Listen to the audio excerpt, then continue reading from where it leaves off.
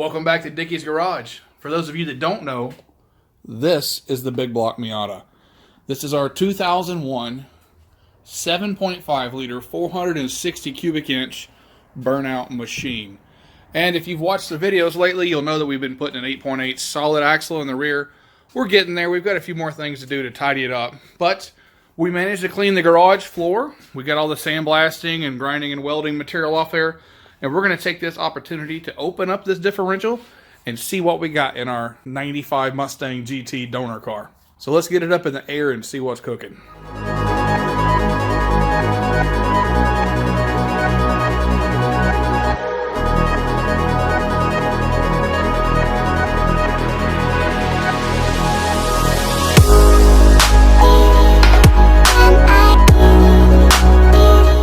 So the cover's off. We have ourselves a limited slip differential, which is actually not what we're wanting to run here. So we're going to make some changes to this rear end.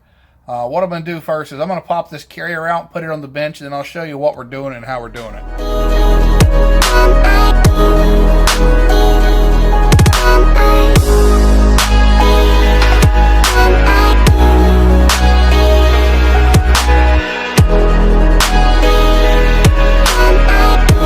Here we have the 8.8 limited slip differential. This is the carrier, the ring gear, everything's still installed. Now, as you can see, there's a spring in there that pushes up against some clutches, kind of like these, to keep this thing rolling posy. Now, the problem with these systems is they can wear out, they get weak, they get hot, and they fail. Then you have a one tire of fire kind of situation, and we can't have that. So I've got a solution I think is going to fix it. So this little guy right here is the solution to the one-wheeler peeler. This is a mini spool. These big chunks of steel right here replace all those little moving bits in there and make this thing full posy all the time.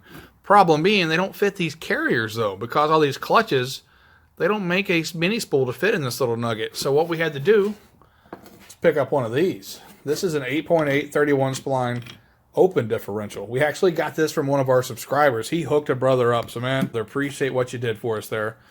We actually got the gear too, so we don't need a gear. This thing has a 273, which in my mind is going to be better for like higher wheel speeds in the burnout box. But if we need it, we got the 355, so we can actually roll back to that. Or maybe the big block truck needs a 355. I'm not really sure what's in it, but we got options now. So you can never have too many gears laying around.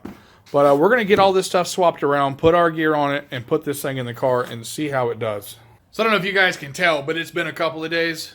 See, what had happened is SPT Kevin had come by the shop, and I was showing him how these little mini spools lock on the axles. So just to demonstrate, I popped an axle out of the car, and I went to spline the axle on. Check this out. Uh-oh, we have the wrong parts. So what I did is I got online, I looked it up. I'm a bonehead. Apparently a 95 Mustang uses a 28 spline axle. For some reason, I was thinking it was 31 like every other 8.8 I've worked on lately. But they're not. They're different.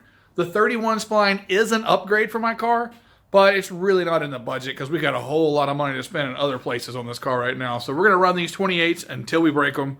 So what I decided to do was to find myself a 28 spline mini spool, which I did.